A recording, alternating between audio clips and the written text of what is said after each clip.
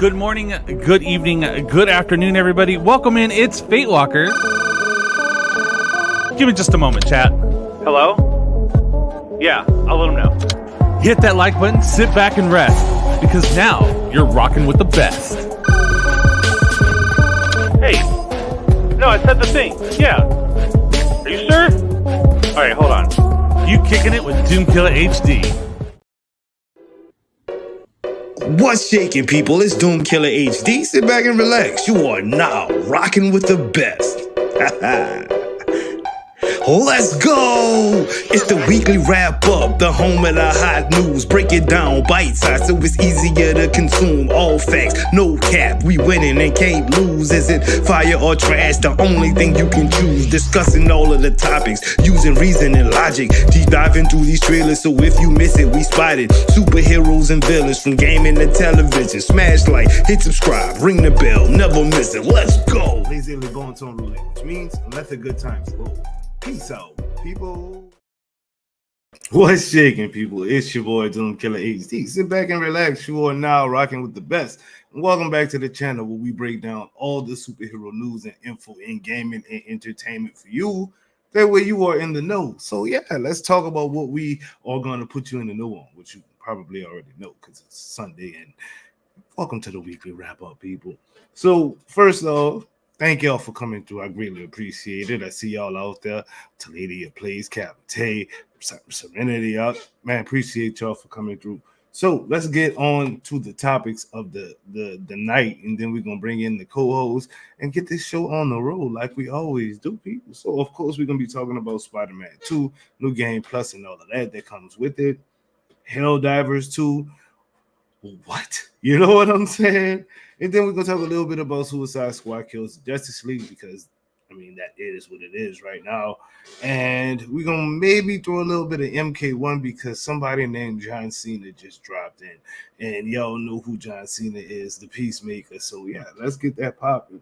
So, without further ado, let's bring in the homie, Mr. J. Coon Prime. That's Peacemaker Prime. Wow. Yo, between you and Jay Shockblast, bro, I mean, I might as well just start hosting Super Bowl. Let's go. You need some masks, man. I know a guy. I'm the hat guy, so yeah, y'all keep the mask. I'm gonna keep rocking the different hats, and we gonna keep it popping. How y'all doing out there in the chat? We gonna have a good night tonight. But before we even have a good night, I always gotta ask my co-host the same question I ask him every time we come on the show, which is, what games have you been playing this week, bro?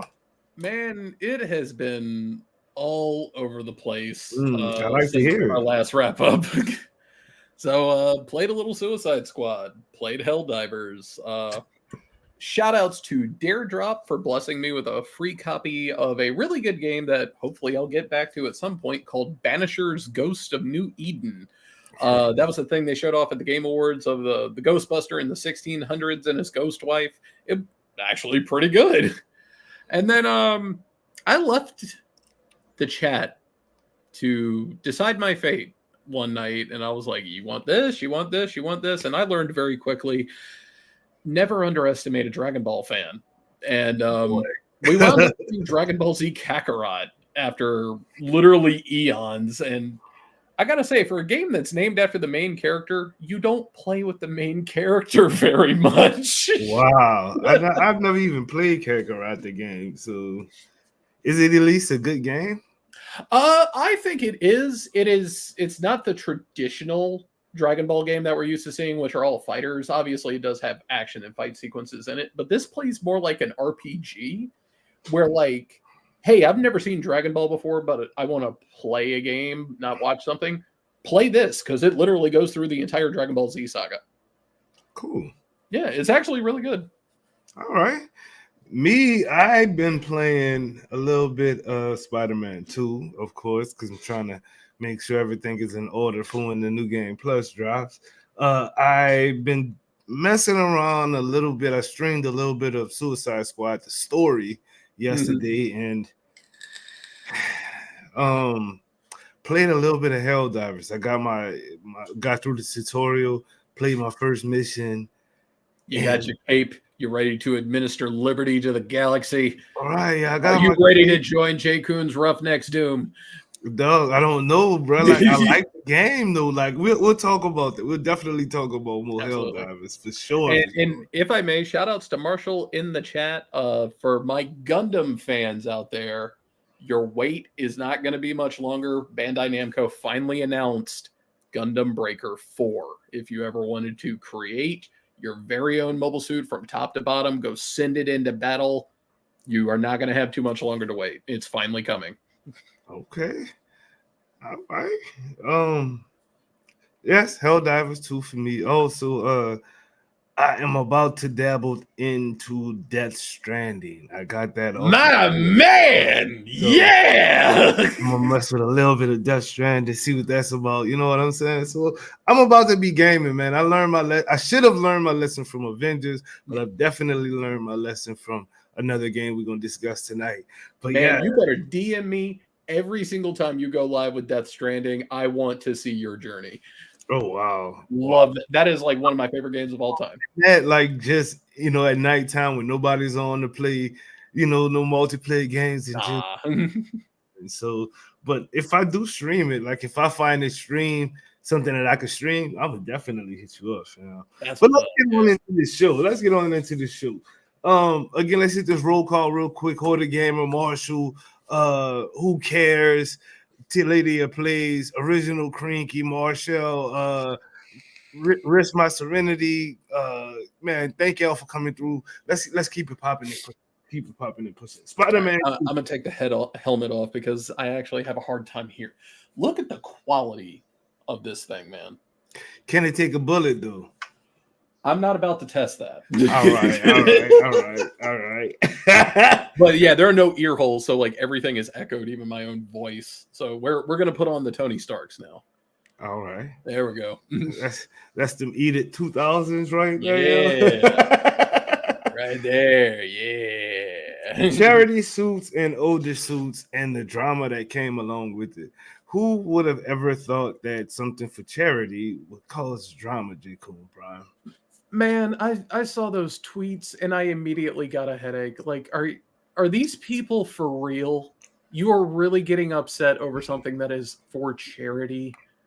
Like, I get it. We've been burned by charities that wound up being frauds before, but we're not dealing with some YouTuber this time around. We're dealing with Insomniac. When have they ever steered us wrong? Bruh, I'm just like, at this point, there is nothing you can put out right now with certain characters. Anything. Yeah, Spider-Man, Batman, Wolverine, and now Deadpool is becoming one of those characters. Goku, of course. Luffy. Anything you put out with those characters. Superman. Can't forget Superman. Oh, God, yeah. We can't forget Superman. Anything that you put out with those characters, whether it be praising them, whether it be crapping on them, somebody is going to have to say something, dude. And it's always something negative, bro. Like, it's suits for charity that you don't have to buy. You don't have to buy them. And then it'll be free later on down the line if you can't even afford them or whatever, yada, yada, yada. Things happen. I get it. But they need to throw these suits away. They need to be. Why, bro? Like, you don't have to buy them. They're optional. And I'm pretty we need sure to throw y'all away for complaining about something for charity. That's what we need to do. And I'm pretty sure that there are going to be other suits that come in this patch, not just the 2 charity suits. You know what I'm saying? I think I've actually seen the Hellfire suits. I'm not sure if that was like an edit or it was actually from Insomniac. I was just cruising through Twitter and saw that. I was like, oh, cool. These are actually pretty dang on tight. It was the Hellfire Spider-Man suits. I saw Sadat. I think they were called the Hellfire Gala suits. I saw Sadat tweet about it. Like, I don't know which one was which. I think the one on the left side of the picture was Miles and the other one was Peter. But whichever one it was, the all black and red one looked amazing. And I'm like, I'm definitely getting that one. So, Yeah, but yeah, I know me, I'm going to wind up having them all anyway. So, I mean, they'll be free regardless of the fact you will have them all. It's just if you would like to donate to charity, go ahead and do so. That's it's just insane, bro. I don't get it, dude. Bunch of weirdos. New Game Plus. It seems like pretty much New Game Plus and like being able to replay the missions and the little chapters and the little fights with like the hunters and stuff like that. And I think all of that will be able to be replayable, but it does not look like we're getting any new content as far as a DLC drop, bro. And I'm kind of shocked. I'm kind of shocked. Like, yeah. I was expecting. I mean, it's been 6 months. I get, and that's going to be the next thing we talk about. So I'm going to try to shy away from that. But just give me your thoughts on just New Game Plus, the new suits, and the replayability factor of the stuff that we've already done. Being 6 months later and the first actual patch, you know what I mean? Like, wow. Yeah. So New Game Plus, like I welcome New Game Plus anytime any game implements it. I think it's a fantastic idea. It's half the reason that I played God of War Ragnarok so many times was New Game Plus, and you could just carry everything over. Having already played Spider-Man 2, I think like 4 times in total now, I don't see myself doing a full replay, but there are definitely some moments in the campaign that I would love to go back and revisit. Absolutely. I don't mind. I actually like Spider-Man 2, the story. It's just I'm actually excited to play it in New Game Plus, to keep it real. I'm probably going to stream that to keep it 100. But the thing that makes it exciting for me is I have all my powers now. Like it got boring after like the second or third go around and having to unlock everything all over again each time. And like there's certain powers you really don't get until the end of the game. You know what I'm saying? Like the anti-venom powers and all those. Yeah. That the 50 step, you know what I mean? When he pins you against the wall and just steps on your chest like that's my fear. I want to do that to people in the beginning of the game, and I've been wanting to do that, since 6 months. Do that to the Sandman minions since I was a masochist and did all of those in one go. Exactly, you know what I mean? Like, but it got kind of boring after the fourth go round. I'm on Spectacular, I'm on Ultimate. I'm just like, okay. It's harder. It's just the same thing, but harder. Yeah. So it's no difference in it because, like, I wouldn't mind it being harder if I had everything that I know that I could do to these people, and I can't do it right now. Like I'm fighting Wraith. I always wait to the end of the game to fight Wraith now because I want to have all my damn powers. You know what I'm saying? Like, but I was expecting them to drop some kind of Cindy Moon Silk type of DLC, and I don't think that we're gonna get it. What are your thoughts on that? Do you think they go sneak it in there, bro? Or I feel like being completely transparent and not remembering the timetable that we got for the first game, because we got 3 expansions for the first game in the City that Never Sleeps. I don't remember the time frame it was that we got those, but I do think it was sooner than 6 months. Yeah. So I feel like they may be taking a different approach this time around, where like we're not going to get like 3 smaller expansions that they're going to hunker down for a little bit, take a little extra time, and then we're just going to get one big expansion. I think that's what's going to wind up happening. And it's going to incorporate Carnage because they've already laid the foundation for him. Right. And they've already shown Cindy Moon, and we may see some other stuff on top of that. See, I was thinking that may be right because at least I'm hoping that that would be cool. That would be cool. But I was actually expecting them to feed it, and you're right, they could be going a completely different route. But I was expecting them to spoon feed us in Cindy Moon like they did with Miles. Miles was in the first game, not too much, but you did get to do the little side missions with Miles, no powers or whatnot. Then he gets bit. Then the next expansion or whatnot, the first DLC, you got to see that Peter had been training him, and then the next one, you dig it, they talked a little bit more. You remember he broke his toe or something like that, trying to jump off a bridge. So you had that banter, and then by the final one at the end of the DLC, you see them both swinging off, and then boom, Miles Morales has a game. You know what I'm saying? That's what I was expecting with the Cindy Moon thing, but I don't know if that's even gonna happen, because if they don't drop any DLC, how are they gonna fit in a cutscene or whatnot? Or maybe it's just new dialogue they might put in the game for in-game. You know what I'm saying? Maybe it's new dialogue, like the dialogue we heard with over the phone with Peter and Miles. You know what I mean? So, what are your thoughts, bro?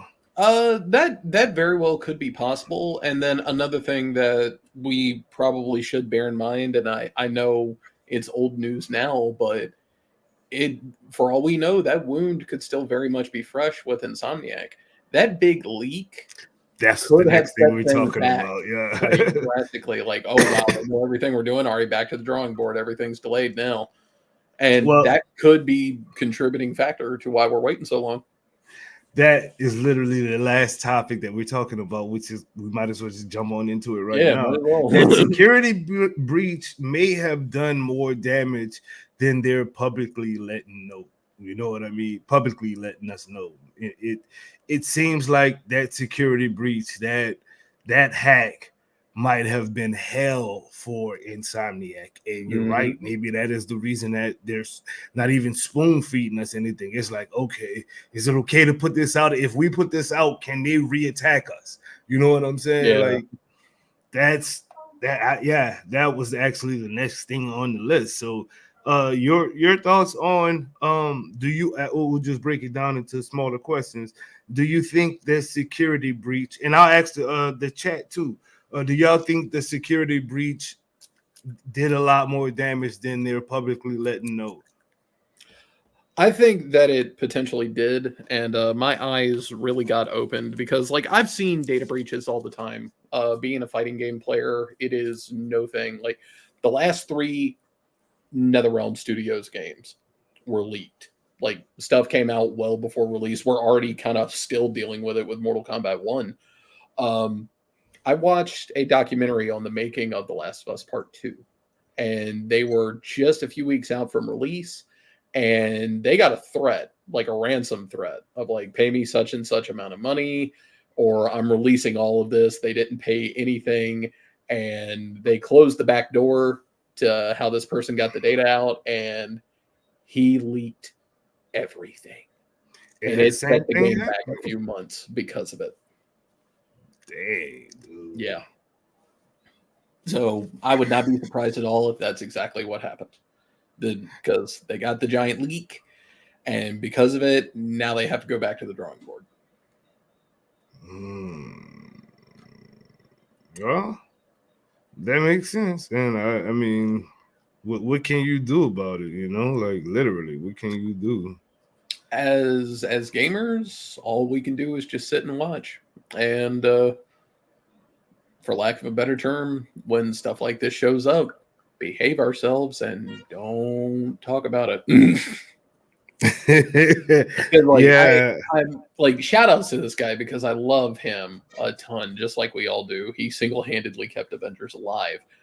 As much as we love people like Miller, you got to remember the people making these games hate him. They hate him with an unbridled passion because of what he does. And as much as it is to support someone who is as saintly as Miller is, as creators, it can potentially blow back on you. So when leaks come out, unless it's something like Fortnite, because they practically encourage it, if leaks come out, don't talk about it. It could potentially make you look very bad in the end.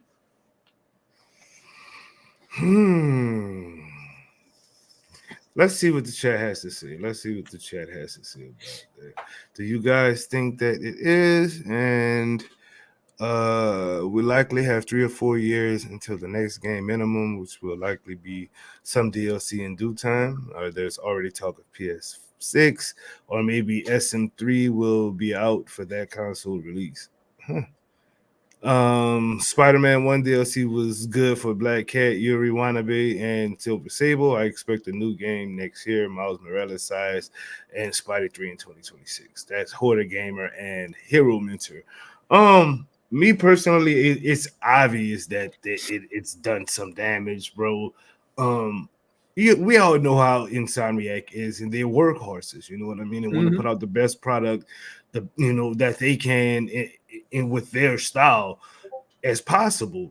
And it's kind of nuts that we've literally sat on Spider-Man 2 for 6 months. You know what I mean? So it's obvious. I mean, it makes perfect sense that breach really wrecked all the plans that they had. Because I mean, remember they were so hyped about the community suits and stuff like that. We've not even heard anything about that since the league had happened. So yeah, it's kind of crazy, bro. It's kind of crazy. And leave Miller alone, bro. Leave Miller alone. Miller is a good guy, bro. And I agree with you wholeheartely. I support Miller with every fiber of my being, but unfortunately, he is the best example to give. I got you. Leave him alone though. I don't cover leaks anymore. I used to do it too, but after getting that talking to from people higher up than me, I haven't done it since. I just felt bad after the Insomniac thing, and I was like, I'm a part of the problem. You know what I mean? If I'm out here reporting on it, like I like getting the leaks, but that doesn't mean I have to report it. You know what I mean? So it's kind of by all means, like read leaks, watch leaks, just don't talk about them. That's the secret. You can know about them all you want, just don't say nothing. I hear it. Helldivers 2. Bro, what the hell is up with this game and its popularity, bro? It's like, what is going out of on? Nowhere. I was like, nah, I don't need to play it. I don't, yada yada yada. And I ended up, I'm a Helldiver now, bro. Like, what? I'm in the exact same boat because I remember seeing it, and I was part of the play test for the official Starship Troopers game, and it was okay. Like that's pretty much the best I can say about it. So I kept seeing these trailers for Helldivers, and I was just kind of like, man, whatever. I got Mortal Kombat, I got Tekken, Final Fantasy VII's waiting in the wings. Like I'm good. And then my friend All Wrong was just like, man, I'll buy you Helldivers too. Like I really want to have people to play with. And I was like, nah, it's fine. I don't see myself playing it. And then like day of release, I watched a streamer for like 5 minutes, and I was like, this is Helldivers? I go look on Steam, and I'm like, it's only $40. All right, download. Played it for 5 minutes and hated it because it ran like crap on my laptop. And I was like, man, I don't know if I'm going to play this. Wow. And then I get home and I play it on my actual computer. And I just went, oh my God, I think I'm in love. Damn. And the rest is history.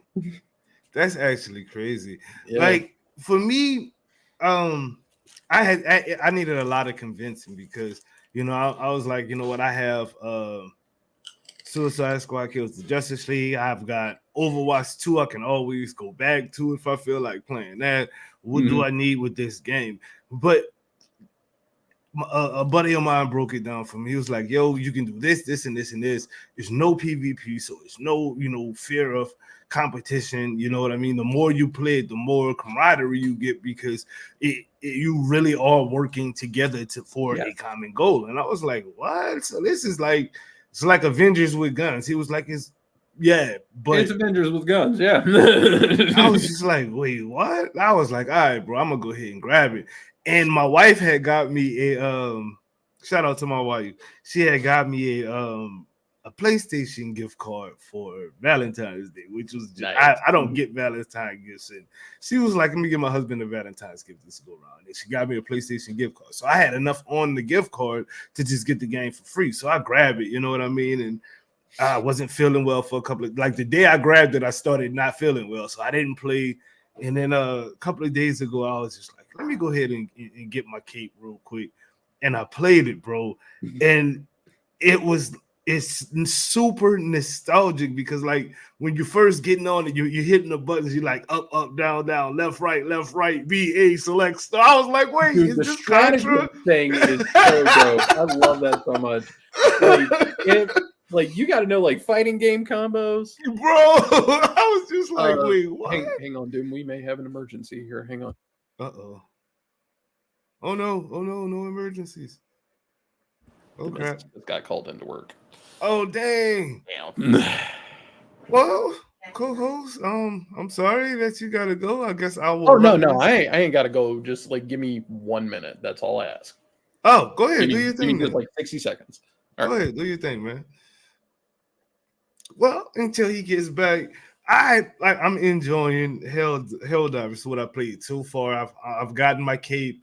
I've went and destroyed some kind of super bug on one of the little planets out there. That was, yeah, it's a crazy game. I still don't understand exactly what's happening yet, but for cheap, for a fun experience, if you already have friends playing it, it's like a perfect game for you to get. You don't worry about fear of missing out. Like you don't have to buy anything if you don't want to buy anything. It's pretty much like that was the next thing I was going to talk about. It's super simple. It's a simple layout with simple objective and satire for days, and that's making this game a hit. If anybody wants to call in and come chop it up with me and Jay Coon, please do so now. And we're going to discuss some more Helldivers, and we're definitely going to deep dive into a little bit of Suicide Squad Kills the Justice League. I will put the link in the chat. You already know how that goes. So hit that call-in button, people. It's call-in time. Got a camera and a mic? No background music or distractions? Got a question or opinion? As long as you don't curse, be foul, or disrespectful, hit that link in the comments section and let the good times roll. All right. I got my co-host back. Bam. Yep, everything's good. Good to go. Well, what's good with it, Jay Shock Blast? Hopefully you're doing well. What's good with it, Miss Plays? Scott Dawson. Now I got to put this back on for Jay because now he's going to need to go get one.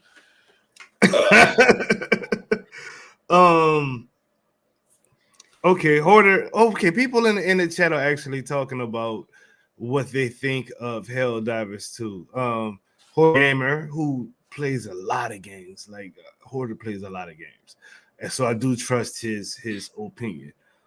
It's very good, but it's overrated. I understand that. Scott Dawson says it's underrated, so that's like contradiction what Hoarder just said. That's kind of crazy. Who this is, it looks generic to me, to be honest, which that's what I thought before I played. I ain't gonna say before I played, even while I was playing, I was like, this just looks like a lot of other games. It really does look like it looks like Outriders a little bit, like when you first drop down in Outriders in the open sand or whatever area, right before you meet the first Outrider with the crazy powers. It looks just like that sometimes, and then sometimes it looks like what's the name of that game? The Star Wars one, Battlefront. Oh, Battlefront. It looks like Battlefront sometimes when you got all of those lasers coming at you, so it does look a little cut and paste. You know what I mean? I can respect that. It's not a 9 out of 10. IGN has me cracking up. Oh my gosh, Hoarder is not really feeling. Scott Dawson says he strongly disagree. Anything below an 8 is crazy. Okay. Keep talking. You're a Helldiver. Oh yeah, I will. I'm enjoying it. It's cool.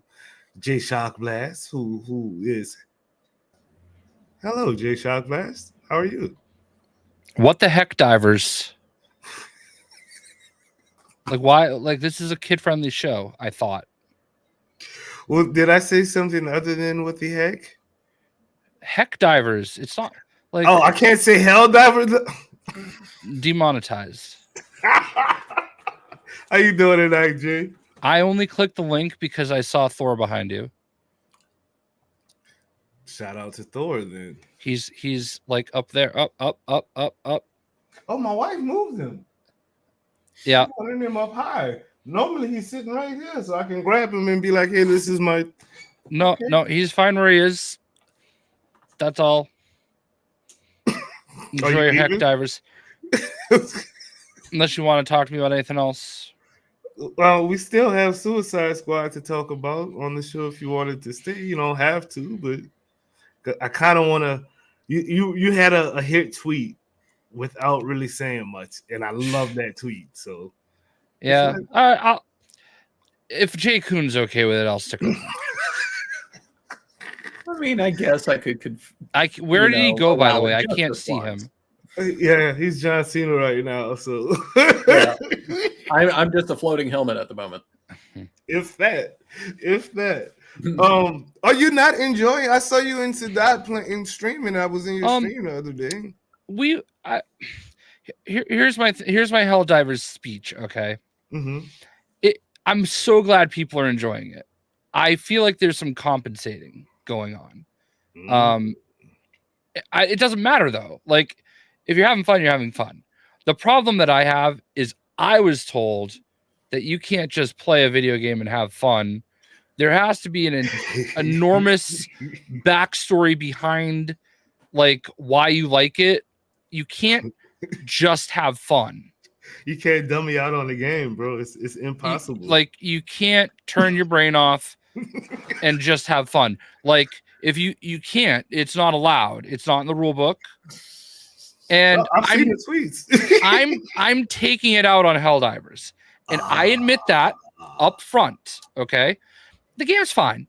It's definitely not a 9 out of 10. Right. I mean, it is very derivative. Mm-hmm. That's fine. That's allowed. It literally looks like every other game that came before it. That's fine. Yeah. It's very repetitive. That's fine. No, it's not, because it's not fine in Suicide Squad. So, but I'm not going to sit here and tell somebody that they're not having fun when they're having fun. What do I care? I don't care how you find fun playing video games. You know what I mean? My issue is more all the things I was told that I was not allowed to say or feel. And then I turn around and look at this very basic, rudimentary game that works and is enjoyable. And people, I just feel like if that was an Xbox game, people would not be saying the same thing. If that was a Nintendo Switch game, I don't know. They're just as. I don't understand it. I don't know what is going on. Why it blew up out of the to me. It's like a Fortnite. To me, it's like Fortnite. Like, and Fortnite is not the greatest thing I've ever played in my life at all. Yeah, I kind of get bored doing the same drop and battle royale over and over and over. This is literally the same formula as Fortnite, but in a PvE situation, and it's done the same thing. So I guess my question to both of you, actually, how you doing? I seen you in the basement, and I'm grabbing you right now, Mr. Hood the Gamer. Hello, everybody. I played with Jay Kuhn, by the way, and I had a good time. Traumatized him. No. I was overwhelmed because I was trying to learn everything, and Jay Kuhn is just so intense. He is, and like he takes everything so serious, and like. I literally thought that if the first thing I did when I logged in with Sadat is I killed him. I shot him in the head on purpose. Yeah, I would never do that to Jay Kuhn. Damn right. I think he would disown me. I wouldn't disown you, but I'd definitely boot you from the game. Exactly.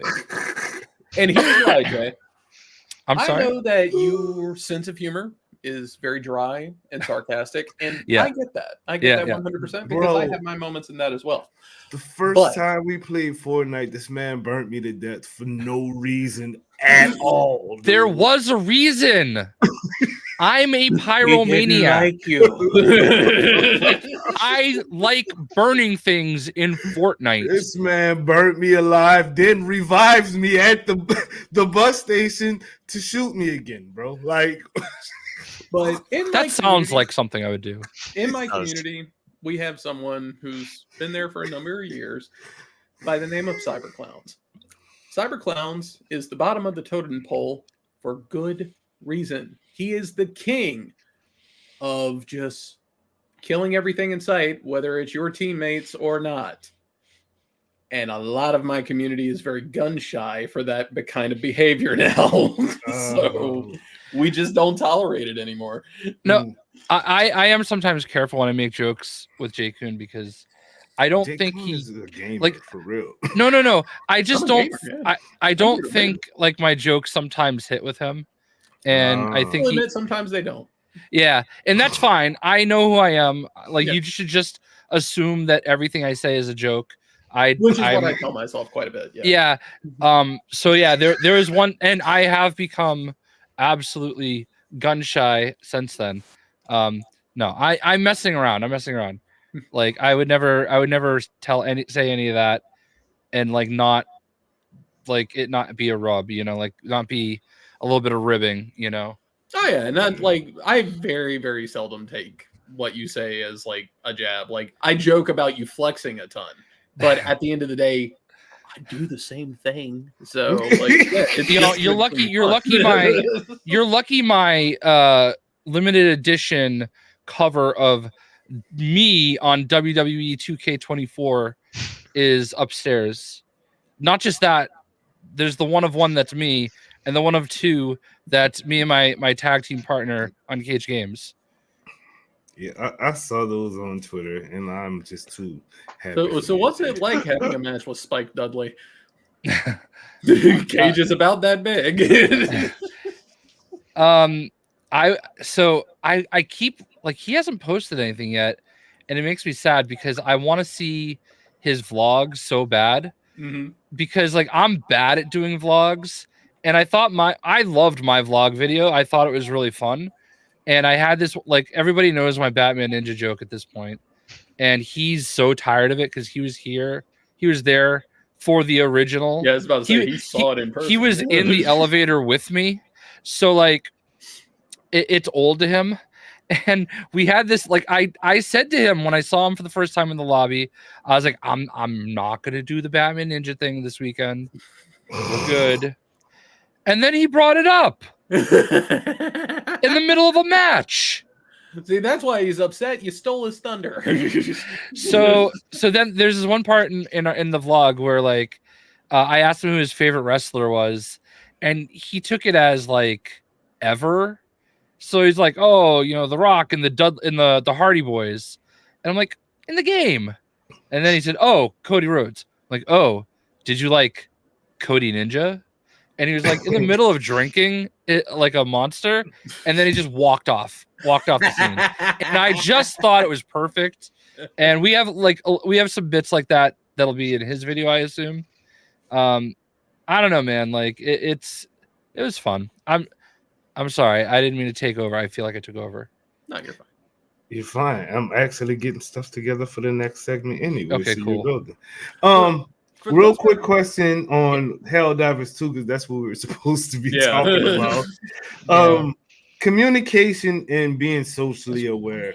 Is that, you think, a part of the secret of success with this video game? Because when it first came out, it had just as many problems as Suicide Squad, with people not being able to log in and servers going down, yada yada yada. And we'll start with you, Hoarder, because you have not said a word since you've been here, sir. So go ahead and talk to us. What do you think the popularity is going? Well, if you don't mind, I'd like to interrupt and make sure he doesn't talk for a little. like you were saying, Okay. Hoarder. It already had a huge following based on the first game.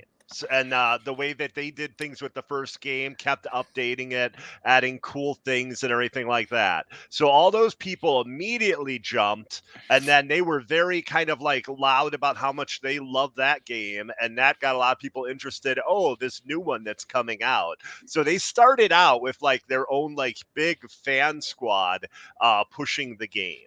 So that helped.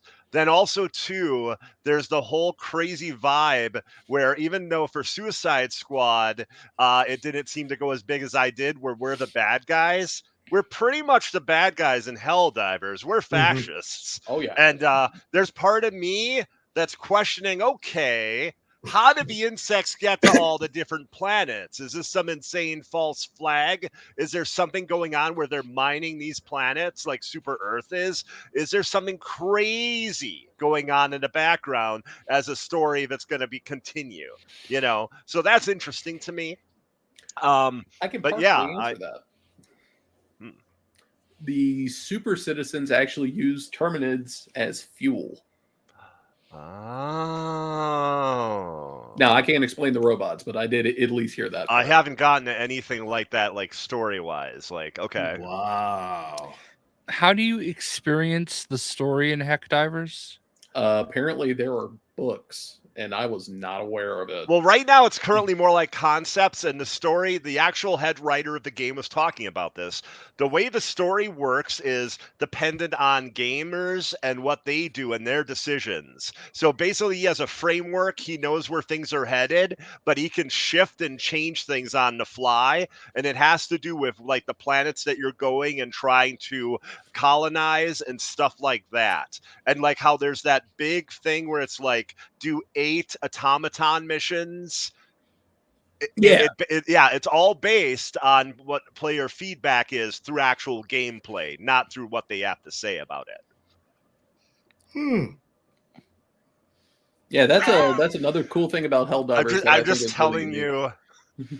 I'm not making it up. It sounds like you are. It sounds like it literally like sounds like you're making up the story. You're like, hey, we don't need a story. You tell us. When I read it, that's how I felt, actually. But that is basically what the guy said. So that's the story of Helldivers: is play the game and then they'll figure it out. What? I mean, the community is the one that coined Robot Vietnam. Oh my god! There are whole Spotify playlists specifically for Helldivers now because of the robots. It really is a cult. Wait, stop.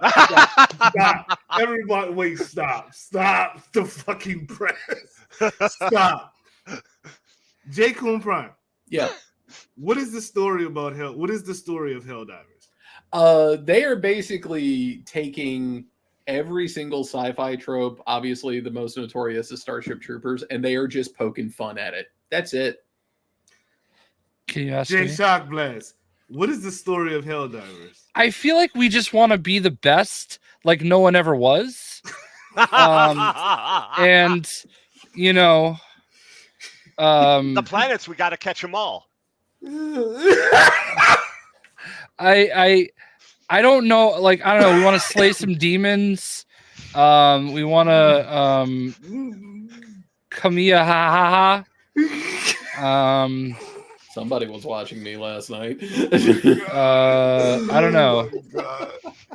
Oh my god, I can't. Hoarder Gamer, what is the story of Helldivers? Basically, we're a bunch of gung-ho fascists that don't like realize it, and we're colonizing planets whether we should or not. And we're basically stormtroopers in Star Wars. Like, look at the outfits too. The ones you unlock in the battle pass, there are some that are like, oh, that's almost a scout trooper. Oh, that's almost this kind of clone trooper or stormtrooper. We are basically stormtroopers going to these planets. Chat, what it's is the autobiography of Christopher Columbus? What is the story of Hell? So I've literally gotten 3 different stories of what the hell.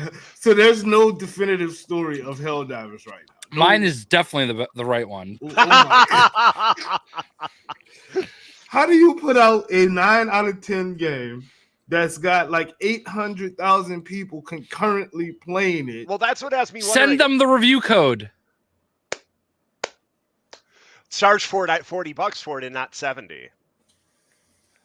Wow. That's a big, like, I was on the fence, saw it was $40 and said, what the fuck? Why not? Everyone, I'm sorry, my apologies. That's pretty much what I did. What the heck? Why not? Everyone's enjoying it for $40. Wow. So we don't know what the hell we're playing. It's just fun for no reason. And that's okay with everybody on the panel. So for me, though, like I said, I'd give it like a 7 right now. So I tried to get into missions with other players, as in one other person playing. Error. Every time I tried to get into any mission with anyone else playing, even when there were openings, error message. I got kicked out numerous times. It's got a lot of technical problems, even though a number of patches have gone through. Now, I do think it's really fun, though, for like an hour and a half or 2 hours, 2 or 3 missions, because a lot of them are around 40 minutes, the length of an action movie, basically. That way, you're not thinking about it too much. You're just having a good time and blowing up crazy things. I'm upset that this one hair is like hanging longer than the others. It's driving me nuts. It's the only thing that's bothering me right now. I do question how compelling the game will be in 6 months, in a year. I definitely look at that, though. Also, there's a third alien type or creature type that was in the original game that they could bring out in a few months, and that would make people happy as well. Mm-hmm. Huh. Longevity of this game. Let's talk about that. That's a good thing that you said. You're kind of you're talking to people that played Avengers for 3 years. Like, is that really like a question? All right, maybe Jay Kuhn didn't. I turned it on. Hey, look at that. Turned that actually, let me ask you this, Jay Kuhn Prime. Yeah. Is this something that you can see yourself streaming on a constant basis? No. I will have my fun with it, but I also feel like that's an unfair question to ask me, because I do have a much bigger agenda. Because, like, it don't matter what I'm playing. If a tournament's coming, I'm fighting. Right. So, what about you, Hoarder? You're not really a huge fan of this game. You say it's like a 7. I'd give it a 7 out of 10, but it's an actual true solid 7, not an IGN 7 where it's actually a 5. So I think it's pretty cool. I will say, though, that, like I said, I worry about the longevity of the game, especially like the story and, you know, how compelling it'll be to be like, oh, we have more insects, more robots to destroy. I look forward to getting some like big reveals and like, oh, this is what was going on. Oh, this is what we're doing, you know? I will say, though, that I could see myself streaming it, but it would be like a double feature. It would be like some Suicide Squad and then some Helldivers. Because like I said, to me, Helldivers is a better experience of like an hour and a half or 2 hours, not 3 hours, not 4 hours, just like in and out, have some fun. What are you thinking, Jay? I would show up with Jay Kuhn if he was playing it. I can't see myself streaming it. Like, first of all, it's like so incredibly grindy in order to unlock the stuff, and I just don't. I have no problem. I like, look, the cover looks cool. I literally went to 4 stores trying to buy it. You know, like I sold out of Wisconsin for the most part. Physical. Yeah, copies. like none of the GameStops had it. Best Buy didn't have it. I finally found it at a random Target. Thankfully, because I had a gift card at Target, made it much easier. It's fine. I like, and I'm glad people are happy with it. Mm-hmm. There's no way that people are going to feel the same way with just this 3 months from now. I can't see it. You know, like all the maps are samey, which is an argument you can make for a lot of games, right? Mm-hmm. You know, the characters all look like every other, like borrowed from every other video game that came before it. Yeah. Not the only one to do. You know what it reminds me of? what's that game? There was like a TV show on the Sci-Fi Network that had like its own video game. Defiance. I know Defiance. Yeah, It reminds me of Defiance. Like, Right. and I like that game. And there's way more to do in Defiance, but like, it reminds me of Defiance in a lot of ways, and that's fine. Like 7 out of 10 video games are fine. Like people say, "Oh, it's a 7 out of 10," and like they're like insulted. Only a 7 out of 10. Look, a 6 That's out of 10 still is good. fine. Yeah, A that's 6 still out of 10 is good. fine.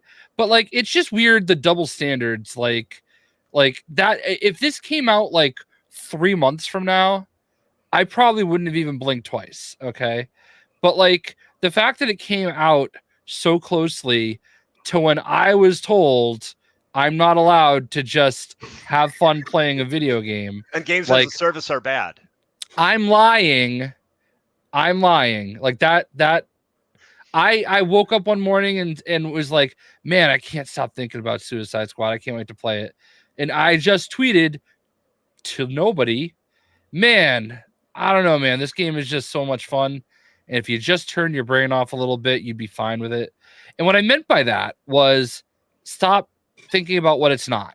Okay. I didn't mean literally like stop thinking and just mindlessly press buttons, which apparently is what everybody that posted it in their little friends' Discords all over Discord thought and needed to tell me. Like it's and that it's not Helldivers' fault. Heckdivers. It's not their fault that those people ruined the next video game for me. Like it just happened to be the next game that did the same thing. Like Call of Duty, let's be real, one of the most probably top 3 most popular video games of all time, right?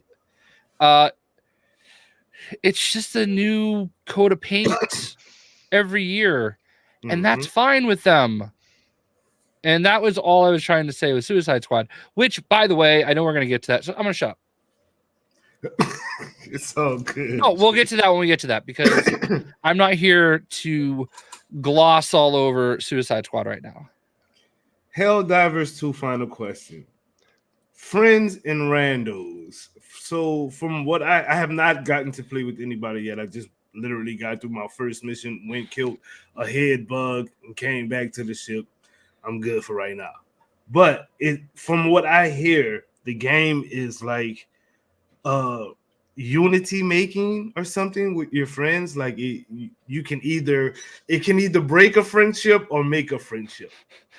J. Coon Prime, I've heard from your chat that it can definitely make or break a friendship. Care to intertwine? So I'm singing a lot of high praise on Helldivers because number one, it's given me some of the best viewer numbers I've had in a while. Nice. Number two, people in the community will just randomly come in. They'll kind of talk to you in character. They'll call you super citizen and all this type of stuff, and then sit there and inform me that like a planet over here needs your help instead of you hanging out on this one. And it would really help if you did that. And people like me and All Wrong, we love it. Malik Gaming, we love it. And then we'll play with somebody like Clowns, whose first response is to nuke everything in sight, regardless of whether or not your friends are in the area. Oh crap! And I don't mean to talk any shit here, but I played with Captain Nova the other night, and he definitely irritated one of my friends, Fifth, because his first response to every time he saw a bug, whether it was 1 or 20 of them, he'd call in an airstrike. He wouldn't say that he was calling in the airstrike, and then he would throw it in the direction of where my friend was, and he had to have killed him like 7 times. Oh damn! Yeah, so the team killing is real. The To be killing fair, is insanely real. the way I was taught to throw in an airstrike was to find where Sadat is standing and throw it. Okay. That's how I was taught to play the game, to be fair. Then I will failed you, never and I'm play sorry. Helldivers Losing Shot Glass. I will never ever. It's not gonna happen. I'm so sorry. But no, like me and my brood kind of figured out pretty quickly how to handle certain situations of like saying you're arming it and that's the cue to run. Get And behind then the you person throw who's it. throwing. Okay. Get Yeah. behind the person. Okay, that makes sense. See, I'm glad I'm learning this stuff now because I don't want to get in the game and then pull a J-Shock blast and hit Sadat in the head with a grenade or something like that. No, that's saying? the way the But, game is intended, working as intended. Now, I will say this: the team killing aspect is also part of the charm of the It game. is. Like, it's nobody plays Lethal Company to sit there and just mindlessly complete objectives. You watch it for the hilarity that could happen when shit goes wrong. For example, out of revives, people are almost out of ammo. We're hightailing it to extraction. I die. My friend deploys me at the ramp. I get in. I get to walk 3 steps. All Wrong's deployment pod drops right on top of me. I don't get to complete the mission. He does, wait. but I don't. Wait, so how many times can you be revived in one game? 20 if I you have a team of believe if 4. it's a full team of 4, it's 15. It's maybe 5 per person. Yeah, 20. 5 per. Yeah, go. So 20. No, and then it's there's a 15 cooldown then timer. because you can't revive yourself. So No, it's your 15. teammate has to do it. So, like, while I was definitely upset in the moment because I didn't get to extract, everyone else did. It didn't stop me from clipping that some bitch and putting it on the next day because I'm pretty sure my face was hilarious. So it's one of those things that, like, you take it with a grain of salt because sometimes the deaths are funny. And then there are other times where people are just, we have a term in the FPS world, farming kills. Sometimes it's just that, and your friend's just screwing up and kind of ruining it for everybody else. And you need to be able to tell the difference between they're just having fun or, dude, it's time to get serious. Stop costing us. Get serious with this game. Is that even a thing? When you're fighting the robots? Yes. You technically have more than 20 respawns. So as long as your ship is in orbit, if you go through all 20, then it's like a 2-minute countdown, and then you can actually respawn again. But like if you go through 20 lives while the ship's still in orbit, that may be kind of rare unless you're on the most high difficulties. Yeah. Well, with Helldivers, there's definitely, like, the people that don't take it serious at all, and then I have also played with people that take it way too seriously. Find that happy medium in between, and I think the game is golden that way. Scott Dawson had a question. I give Suicide Squad an 8 when there aren't terrible bugs that tell me I'm going to Metropolis. When those bugs are there, I'd give it a 7.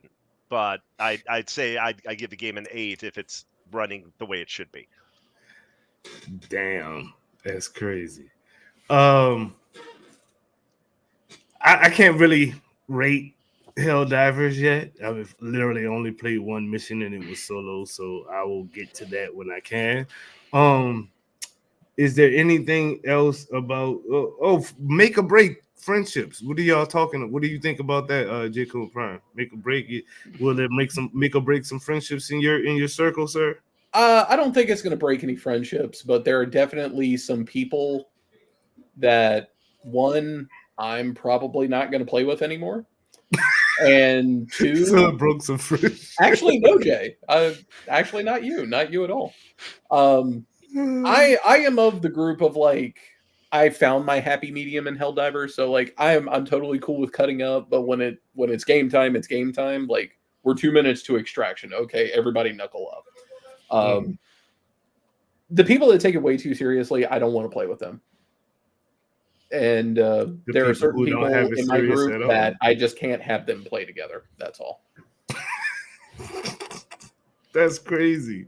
Yeah. When are we gonna get another Avengers game where everybody just can play it and have fun, man? That's kind of not allowed. Not allowed. Damn, it's so crazy. Make or break friendships. For the gamer, you see this game doing that for you and any of your peoples? Well, I'm playing with friends, and also I'm playing a bit more casually on difficulty. What is it? 3 and 4 out of 9. So a lot of people are even playing without headsets. but they seem to understand what we're supposed to do and everything, and it's gone rather well. The only questionable part is like sometimes you'll go to a terminal and someone won't maybe know exactly what to do at that terminal or something. But yeah, it's pretty interesting to see on the lower difficulties a lot of people playing without even using headset mics. That sounds actually interesting. I mean, that's how. Yeah. Okay. All right, I think that's a wrap on Helldivers. Let's go ahead and right on into Suicide Squad Kills the Justice League, and we'll wrap it up after that. Maybe talk a little bit MK, then we'll wrap it up. But yeah, let's do that real quick. What's shaking, people? It's your girl Spring. Sit back and relax. You are now rocking with the best. If you enjoy the content, make sure you hit that like button, leave a comment, and share the video. It's an easy way to help the squad grow and give you more fire content, shows, and events. This is your DSG brand ambassador Spring, and you know the motto, let the good times roll.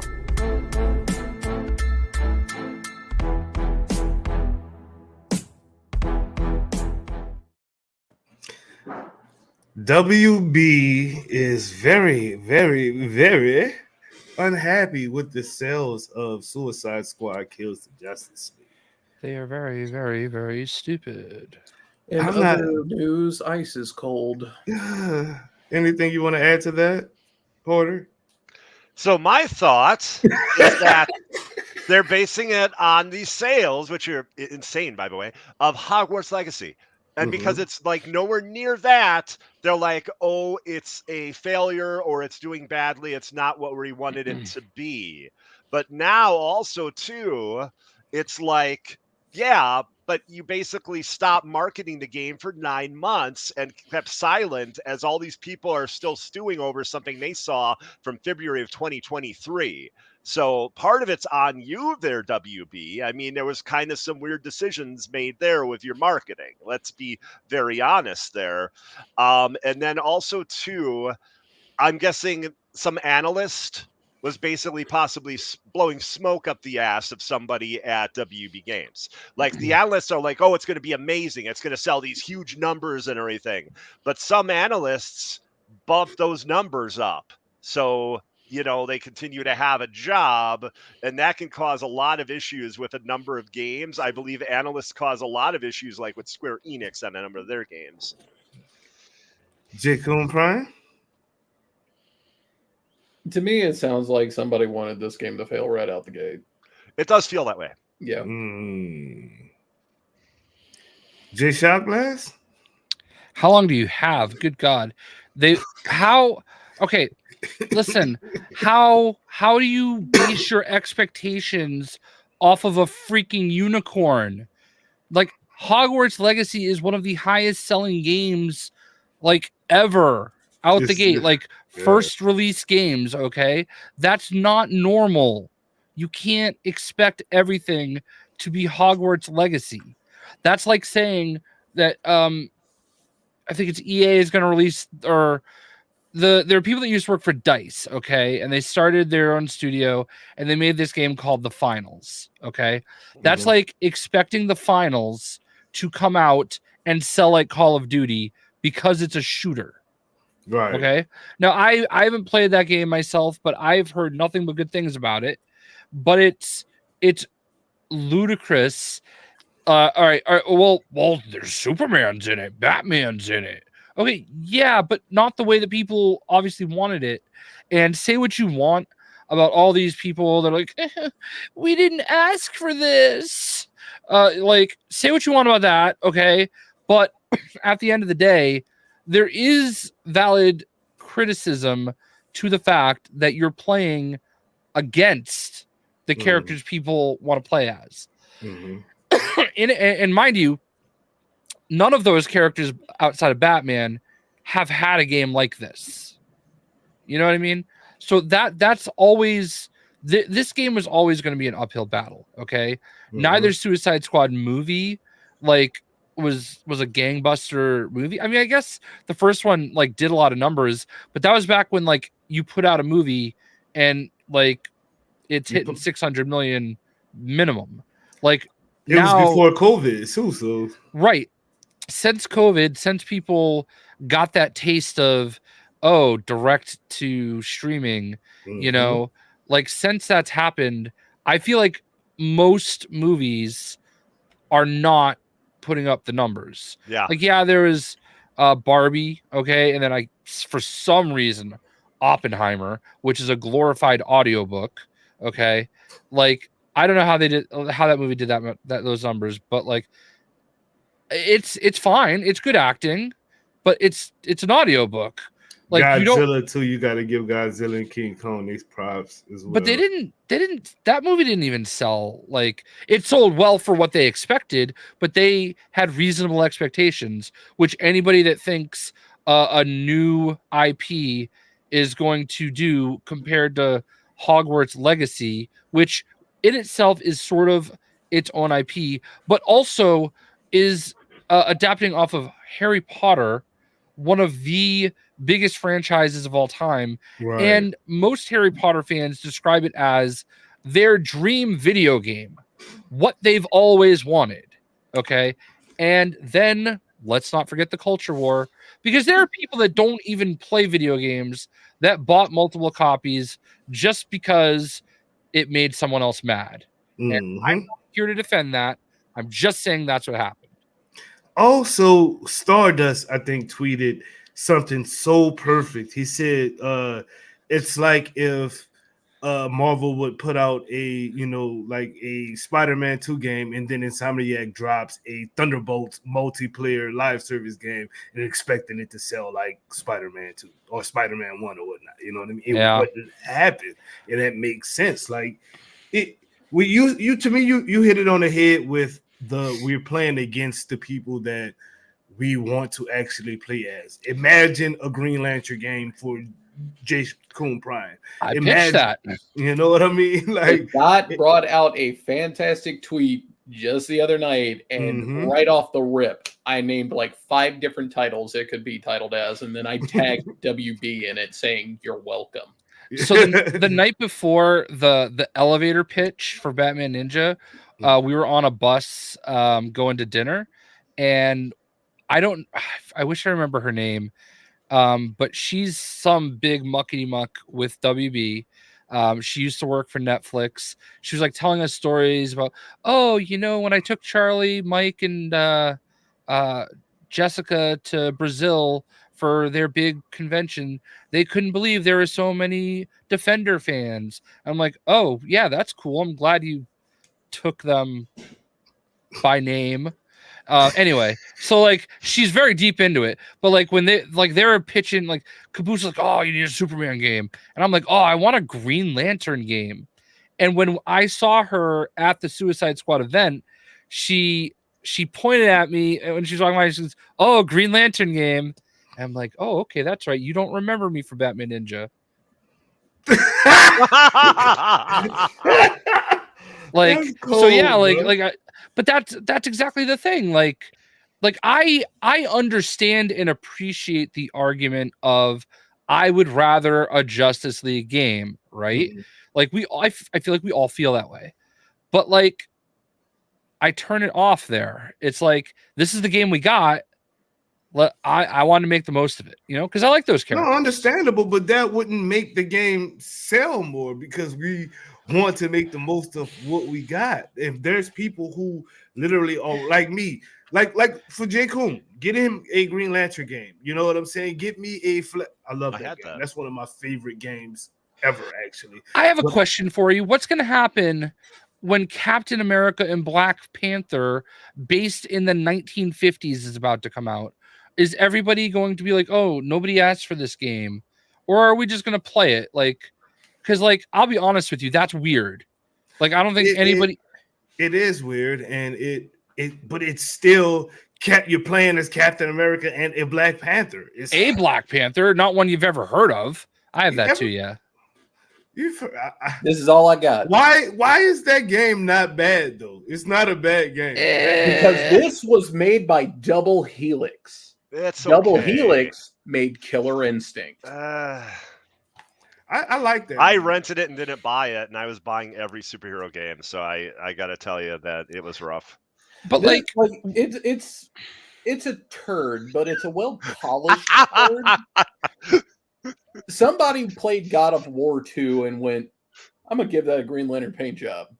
And this is what we got. There's I a don't Thor mind video it. game like that too. I have don't that one mind as it. well. I I had don't both look of the good enough. Fantastic Four games. They weren't good either. Yeah, but my thing is that like it's not a Batman game. I get it. You want Rocksteady to do something else, but like, do you remember when Spider-Man, the first Spider-Man, was coming out? Yeah, yeah. Do you have the Captain America? I've Captain got Iron America's Man. actually relatively solid, though. Captain America is the best of that group. It felt like a Batman game. Oh God, the X-Men Yes. Destiny. Yeah, there you go. It felt like a Batman. That Captain America game felt like a Batman game. I like the Thor game the most out of all of the games that came out around that time. Like Phase That- One or whatever. Excellent. That game right there is a hidden gem. The story behind that, they had an extra year to make the game because the movie got pushed back. Otherwise, it would have been really rough. But they got that extra year. Didn't have another game that they had to jump to. They put it all into that game. Mm-hmm. Yeah, I liked it a lot. Yeah. I don't know Yeah, why but I like- like grabbed Silent Hill, but I grabbed that one too. but still, I think about it though. Like, remember when Spider-Man was coming out and everybody hated the suit? I did. I didn't play that game for over a year because I didn't like the suit. And now I don't think anybody can look at Spider-Man any other way. Nope. And it's just Especially in funny how Insomniac, so- time seems to change things.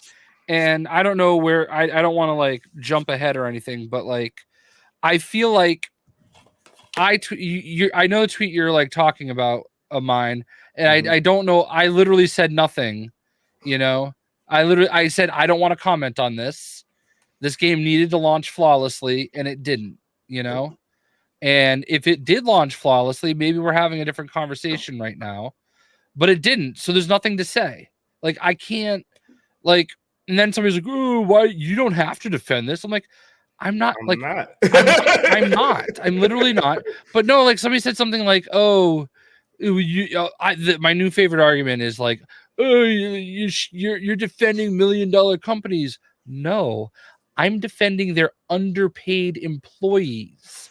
Okay, I don't give a shit about the company. I care about the people that don't deserve to deal with this, that are literally working as hard as they can. You know, this sucks. Okay, nobody wanted this to happen, especially them. Okay, and I know for a fact the problem that Doom is having is awful, and a lot of people are facing it. Right, it sucks. Okay, but I don't think, like, I think that literally blindsided them. Like I know for a fact, like I'm being careful with my words. Mm-hmm. They've struggled to replicate and fix it for everybody, because I don't think they would have ever known like what it was until it happened in the live environment, you know. And that's a shitty thing to have to say. Sorry, it's a heck diver thing to say, but like, you know, I don't know, man. Like, it sucks, and I they gotta fix it, and it just seems like every update it gets worse, and it's frustrating. Yeah, like, it's well, that's frustrating. where I'm at with it.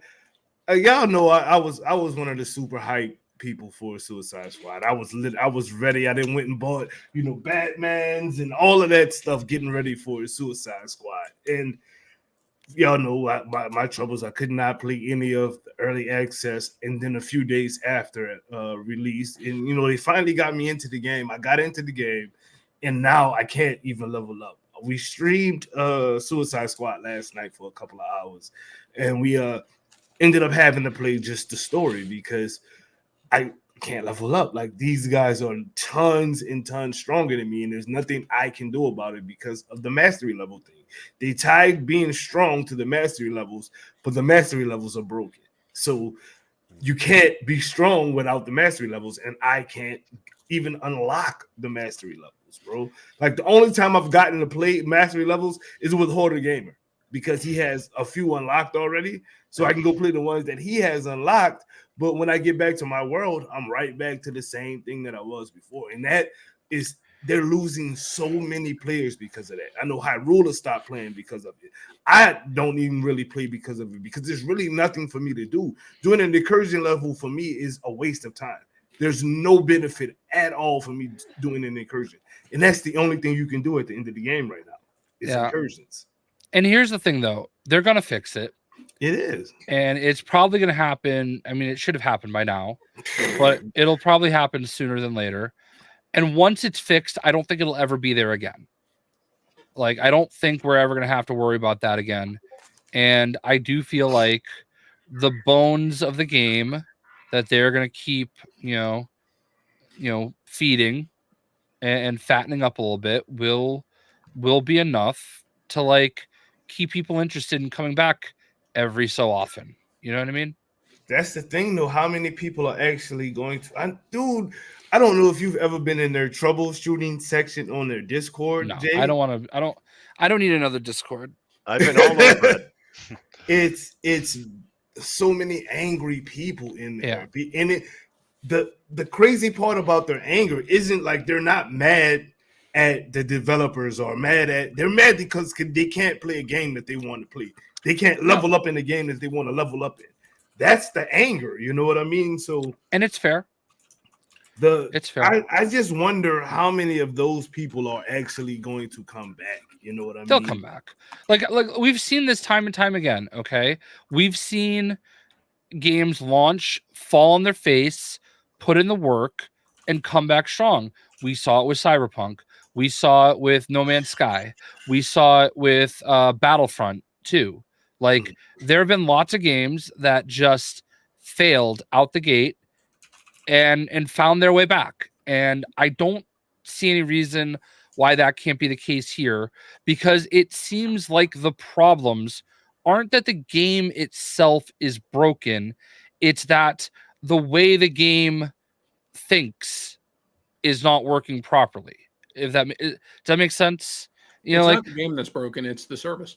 Right. And it sucks. It sucks that that's the case. But I feel like once you figure that out, we're good. Because like people keep saying like, like this is what happens with always online games. But like you're always online in Destiny, like you're always online. Warframe. Diablo. Aren't you always online in Helldivers? Yeah. Okay. Nobody cries about that. I was watching like my usual Friday tradition. I tune into the After Show podcast on my way home from work. Man, y'all hit so many nails on the head of how many of these morons just have no idea what live service actually is. Oh, we saw it today. Like, or Sadai had a tweet, right? Mm-hmm. And like all I said was like, you're right. And these people didn't even like Arkham Knight when it came out, and somebody sits there and like is arguing with me that it's not a game as a service. Arkham Knight is the definition of a game as a service, and these people don't understand what that means. There was a season pass. There was lots of content sold after the game came out. Like it is a game as a service. Not all games as a service are the same package. There are different ways to do it. And people, it melts their brain if you say They're Precious is a game as a service when it is a always online game. And I'm gonna rip Sadat off completely because he said it last night. A live service game that is something like Destiny, Suicide Squad, World of Warcraft, Star Wars The Old Republic, DC Universe Online, Diablo. The list goes on and on and on. That is a live service game. A game as a service, and y'all can take this as the very definition. A game as a service is any game that releases content after the initial release of the game. That is a game as a service. You are paying for more content. There is a difference between the two. Yep. And every live service game is also a game as a service. Yes. Every live service game is a game as a service. That's a fact. Right. And they try to like conflate the two. Yeah, well, Gotham Knights would be considered a game as a service because you've got, the whatever that little DLC that they dropped after the fact, even though you're Free. not. It's that free, but it's still a game as a because I didn't service. pay anything for that. Yeah, I don't know that I would consider that really as much a game as a service. It's just a co-op game that's online. I don't know that one. I think it was meant to be a game as a service. At one time it was, yes. And you can It was see definitely meant to be one. you can see that it was built perfectly to be one, and the whiners I think made them not. I don't know, man. I just why can't I just go on Twitter and talk about that I love a video game? Because Twitter Mistake is filled number with one, people you're that going on aren't Twitter. themselves, that are just avatars of cartoons and superheroes and anime objects and American flags that have no real. The only thing they want to do is get you upset and make you talk to them because nobody in real life talks to them. That's all it is, Jay. So I don't, listen, Sven 420 69 1 2 3 4 5 6 7 8 9 10. I don't remember asking you what you thought, okay? And I don't care. You're leave your baggage at the door. Work on yourself, bro.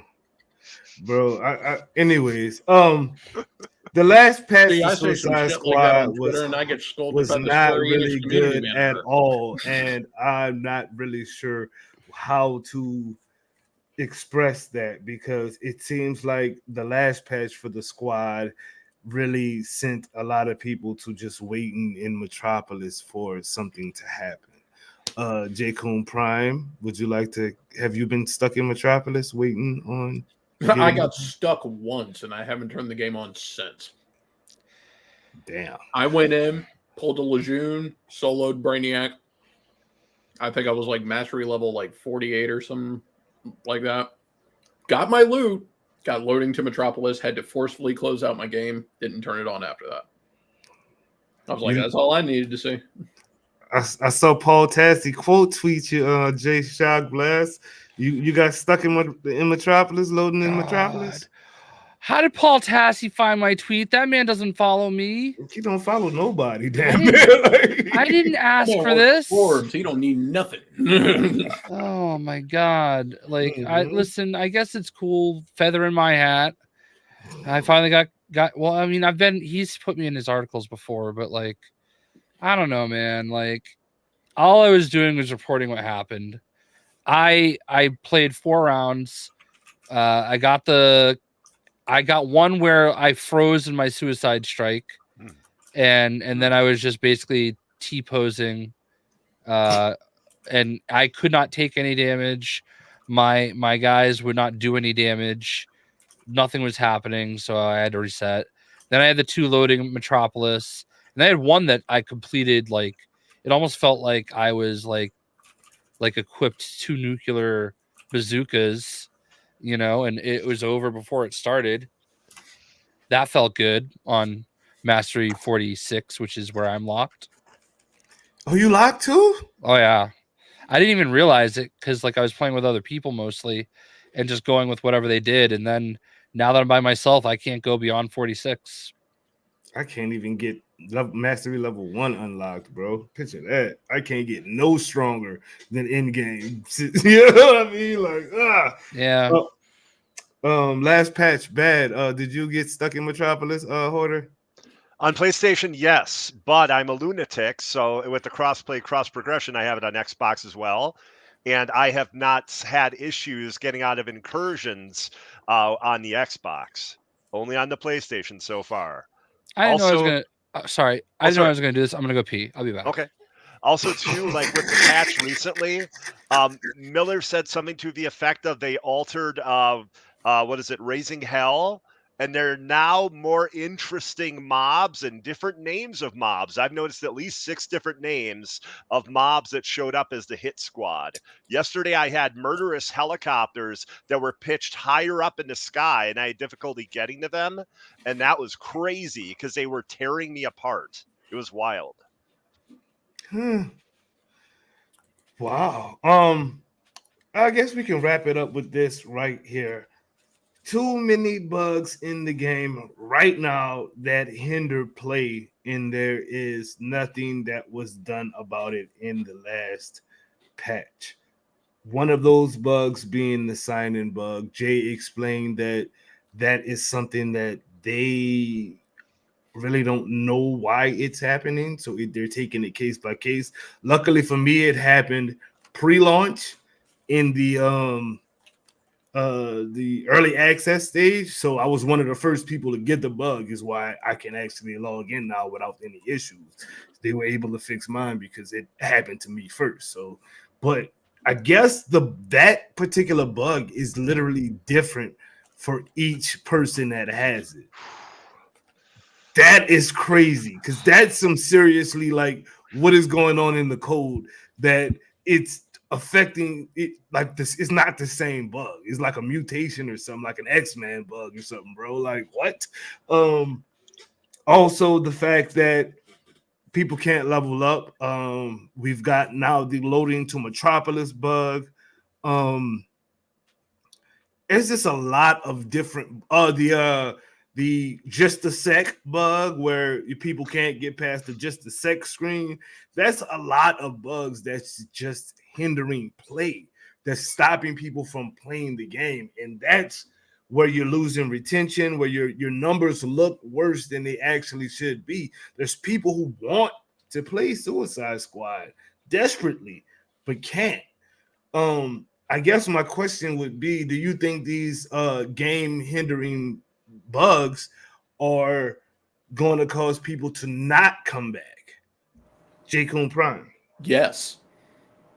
100%, because I have seen this process repeated across multiple games. At the end of the day, people are petty and they don't forget. I have friends to this day that won't even look at Halo Infinite because they hated Halo 5 so much. I have friends to this day that won't look at Destiny again because of error code Weasel. It'll happen. Absolutely. Same question to you, Hoarder Gamer. Do you think that the game the bugs in the game that's preventing people from playing will cause people to not come back? So what I'm looking at right now, and I'm going to be bringing up Miller yet again. Miller said something that's really, I thought, insightful. He said Suicide Squad Kill the Justice League needs a win right now after that information that came out on Thursday or Friday about like they weren't thrilled with how the game is doing. They need to have more information about the Joker, maybe even actually let people know what the secondary character is after Joker. They need to get people excited again.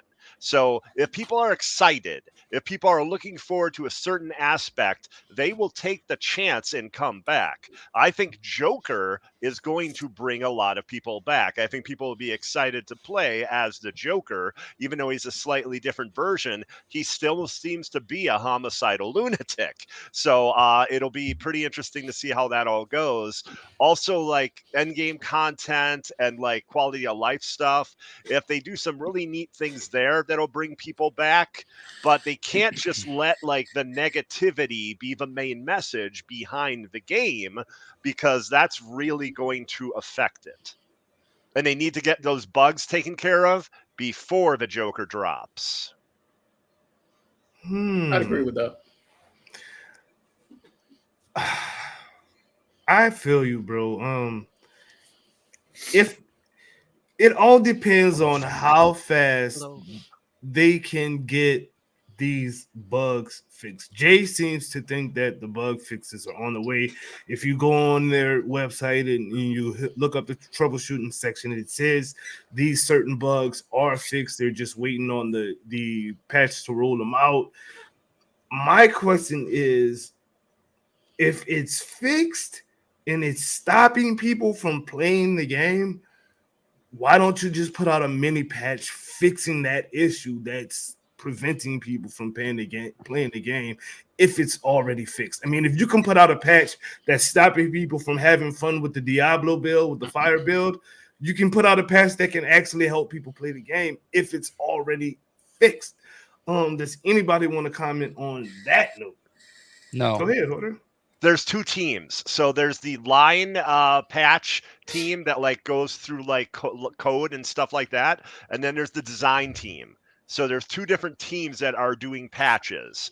So there is that. The devs were talking about that. Now, what I'm trying to gauge is to see if it's WB Games that isn't big on doing constant hot fixes like Diablo and some other games do, or if it's Rocksteady themselves that aren't used to constantly doing patches and there's only like maybe one a week. So I'm very interested to see if it's WB Games, because I haven't really gauged that with like Mortal Kombat or even with Hogwarts Legacy, how often patches and things like that were coming out.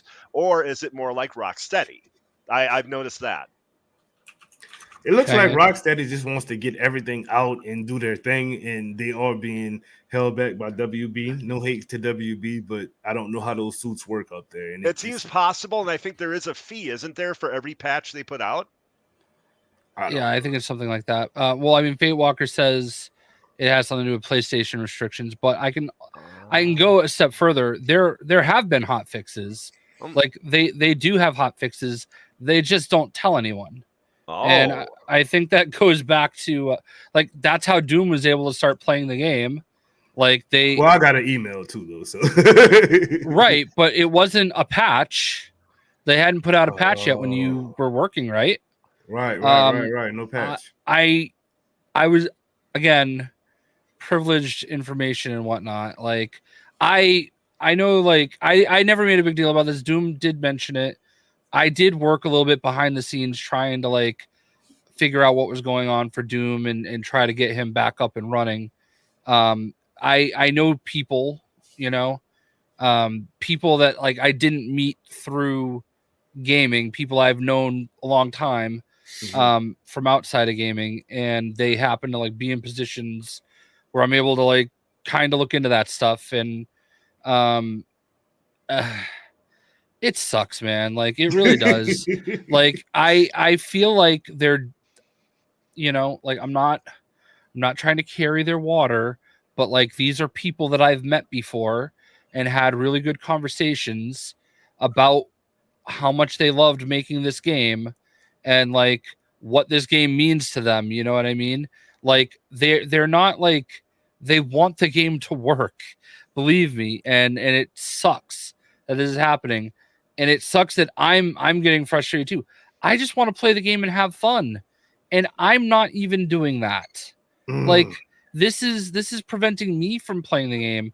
I'm not playing again until Boomerang's Twitch drop comes out.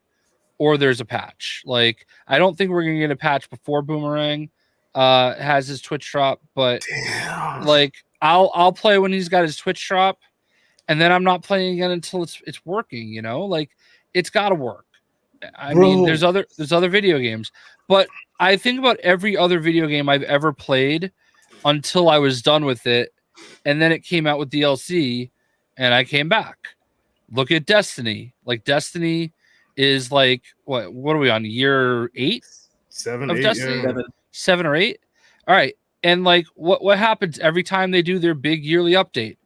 I come back and I play because I love Destiny. I don't love it enough to play it every day for 7 years straight, but like there was a point in time for like at least 2 or 3 years straight where I played it all the time. Oh, here we are, we're back, it's time to run around the moon for a little bit. Like I the moon was my favorite place to go. I don't know why, but I loved running around on the moon and running in circles and just doing missions over and over again. And I would just do that, and we all have those games. And I think Suicide Squad can be that game for me.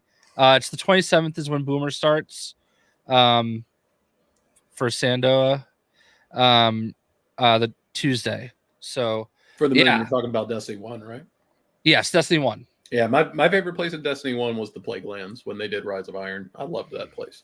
Yeah. I loved Destiny 1 so much, bro. Destiny 2 broke me, man. Just that Destiny 2's launch broke me because I was all into it, and then literally just sitting on that one planet waiting on enemies to spawn for like 4 months straight. I was like, okay, I'm done. And now Destiny is still one of the biggest games out there. You know what I'm saying? Every now and then I'll go back and play, but I'm not a Destiny player anymore. And I was a huge Destiny fan. You know what I mean? So, you're not alone in that sentiment. I know a lot of people that like still sing the praise of Destiny 1. I do feel like a good chunk of it is a bit of rose-colored glasses. Like Destiny 1 had some serious issues that Destiny 2 never encountered, but Destiny 2 had just as many issues. And yeah, you're absolutely wrong. Right. Vanilla launch was horrible. mm-hmm. An argument can totally be made that Destiny 2 did not come into its own until Forsaken, which was a year later. Yeah. So, yeah. Forsaken is awesome and Witch Queen is great. And because I liked those so much, I'll be getting the final shape, even though I did not like the previous expansion. I didn't hate it, nobody liked but I Lightfall. was disappointed by the previous expansion. Yeah, absolutely nobody liked Lightfall, and they're paying for it now. So, yeah, is that the one that I bought a year in advance and then did not even log in for 3 of the 4 battle passes that now are just a wash for me? Whereas City look cool. I'll say that. I went to the one of the add-ons, the light up. Is it the city you're talking about? I went there and I couldn't do anything. Like everything would murder me. Like the second I logged in. Like that's dumb. Yeah, there's some very high difficult areas when you start that expansion, even if like you're at a decent level. It was really one thing about Destiny, and I can't defend them on this anymore because it's just undeniable at this point. Destiny 2, at least for the past 2 years, are not casual friendly. They are counting on you having played all the expansions up to them because, Neomuna during the story mode, it was kicking my ass. And they said right off the jump, because Neomuna was supposed to be a war zone, that everything was going to be a higher level than you when you are on that planet. And they did that on purpose.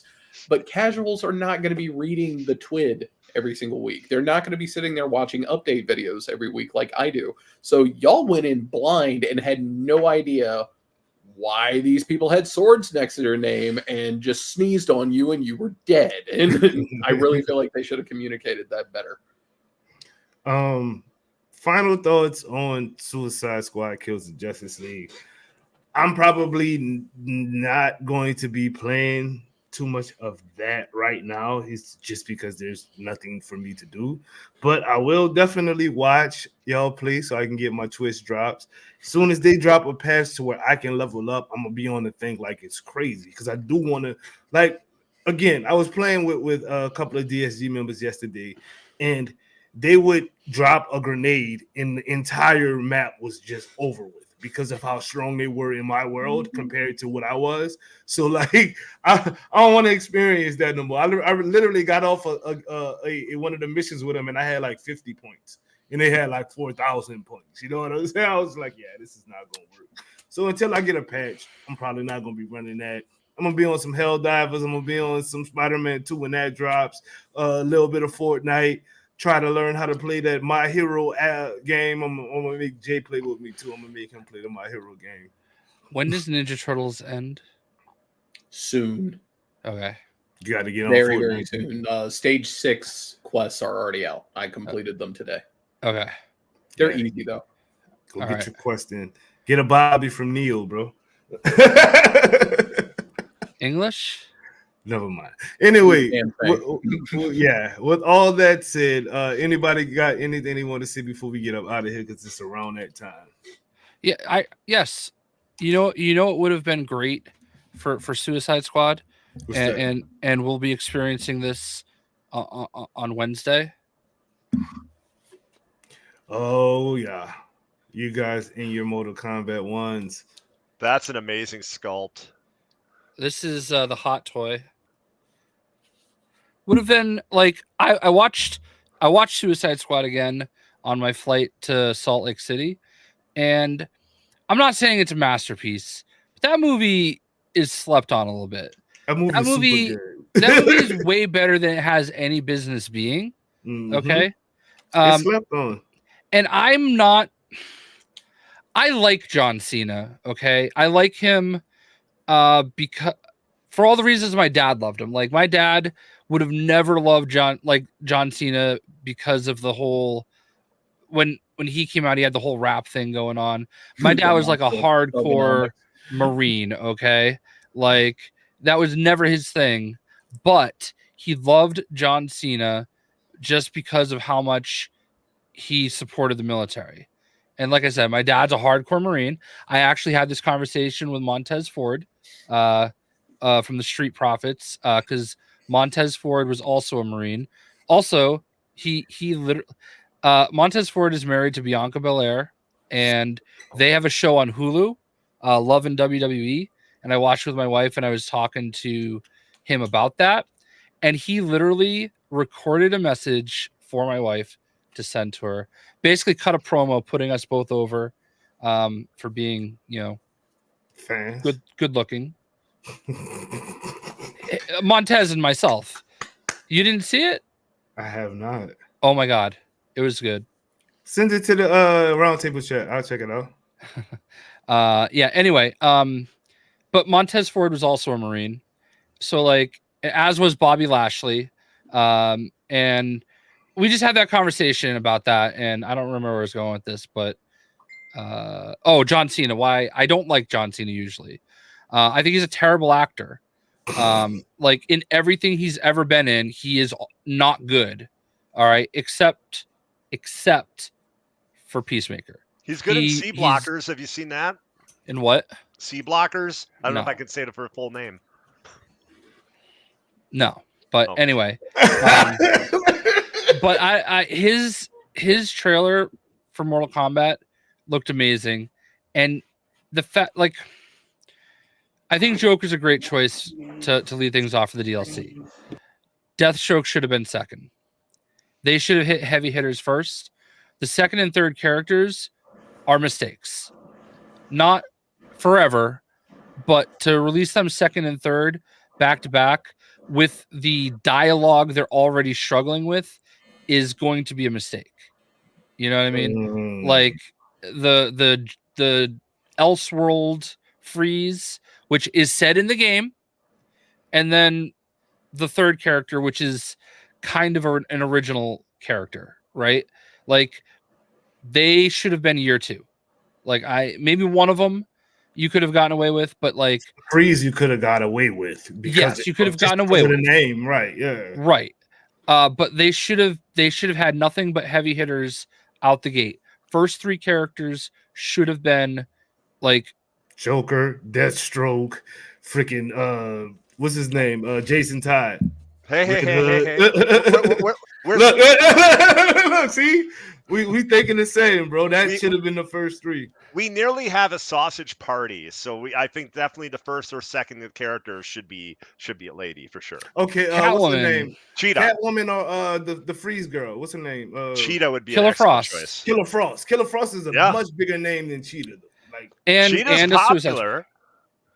Yeah, I mean, I don't know. Kristen Wiig might have killed that, but I don't know, man. But like that's my issue, right? Is I hope, and I think whoever said it was right, that they need to start the dialogue for the next character pretty quickly and get people ready for that. Huntress would have been great, but like I don't know. Anyway, I said my piece. Anything you want to say before we get out of here, Order? Yeah, I mean, I still very much like the game. I love to play all 4 of the characters that are existing right now and like go through and like having the devil in my ear, Brainiac, telling me like I should join him and why I should do that and all the wild things he says to the 4 different members. I love that. I also, when the incursions work, they are a lot of fun, especially with a group of people. And it's cool. They mentioned that we're getting 3 more incursions called, I want to say, is it Battle Incursion or something? I'm not sure, but they're going to have 3 new incursion types coming. I believe it's for season 1, but I hope there's more than that, because like there's rumors of something called the Stronghold. Maybe that's going to be a little bit of a mini raid or something. One thing too, the game does not utilize well, and I think most people will agree with me, indoor locations. Like you have some really awesome ones. You have like the Batman experience. You have I don't want to. It's a bit of a spoiler, I guess. But you have another Batman-related area indoors, and then you have mostly everything else is outside. And one of the coolest things with the Arkham games was exploring buildings and stuff like that, and being like, "Oh, look at all this awesome stuff in here," as you're fighting enemies. It also kind of tricks your brain into being like, "Oh, it's a completely different location." I would not have wanted to fight Green Lantern indoor, bro. Neither the Oh Flash. no, I'm not saying every Superman, boss. you know what I'm saying? No, I fully agree with you there. That But would have like, killed. We would have got killed in there real fast, bro. when we Messing around. when you went into the bank, I totally thought there was going to be some sort of thing that happened in the bank. Like I thought something. Oh, there's going to be some sort of fight here, maybe a mini boss, something. I expected like, oh, maybe I'll have to go to this building. There'll be a super villain. There are things I expected that weren't there, and I feel that it would be cool if somehow that was also what the DLC was going to do. Gotcha. J. Coon, want to get anything off your chest before we get up out of here, sir? The sooner you fix the problems, the sooner I'll go back to the game and get ready to eat peace on Wednesday. Yeah. I will say the Twitch skins have been awesome, though. Like the detail on them and the different light up effects and stuff. Speaking, I knew I wanted to say one more goddamn thing. So I was watching not J. Coon Prime, but I was watching J Shock Blast stream a couple of weeks ago when the Harley skin was active, and I still couldn't play the game, but I was watching so I can get the Harley skin. And the Twitch drop broke as I was watching him. Like it would not, the counter on it, or I would say 5%, 15%, it just stopped. So I clicked on somebody else and came back to to J Shock Black, and it still wouldn't work. So I will never have the Harley skin because it broke as I was trying to get it. Have you hit up WB support? Did isn't that more like a Twitch thing, isn't it? Or they've been able to help some people. I don't know. It might be a Twitch thing. I don't know. I hit up WB support. I do hope that they bring them back somehow. Mm-hmm. I have a feeling, if I had to place a guess, that they'll be in the shop at some point with like some extra like swatches, if you will. And I know that's not a perfect solution, but I think anybody that plays Fortnite would tell you that if Deadpool ended up in the shop, they'd buy it in a heartbeat because he was a battle pass. Yeah, I would definitely. Yeah. But as far as Suicide Squad goes, and I'm concerned, I still will play the game right now. It's really no reason for me to play it. I can't level up. Anything that I do level up, it erases as soon as I get back to my own world. Hopefully there's a patch for the mastery level so we can get on that level. I like to be on a leaderboard and some stuff, you know what I'm saying? I like to get more than 40 points in a mission. You feel me? But with all that said, thank you guys for tuning in. From QMR Rage, Captain T, Fate Walker, All Wrong, Only List. Dang, Only List is in the building. I ain't seen that boy in a minute. Scott Dawson, Divine Shine, Who Cares? Nava Flow, Metal Shocker. God, y'all got some names, boy. Y'all got some damn names. Marshall Kuhn, Fezzi's Nerdy. Can you let Marshall know I did remember to flush? Mike 9. Oh my God. Thank you guys on the panel. J. Coon Prime for co-hosting as always. Hoarder Gamer for coming through about that basement. Good sir. Jay Shotglass for taking the invite. I greatly appreciate it, sir. With all that said, le bon ton roulé, which means let the good times roll. Peace out, people. What's shaking, people? It's Doom Killer HD. Sit back and relax. You are now rocking with the best. Let's go! It's the weekly wrap up, the home of the hot news. Break it down, bite size, so it's easier to consume. All facts, no cap. We winning and can't lose. Is it fire or trash? The only thing you can choose. Discussing all of the topics, using reason and logic.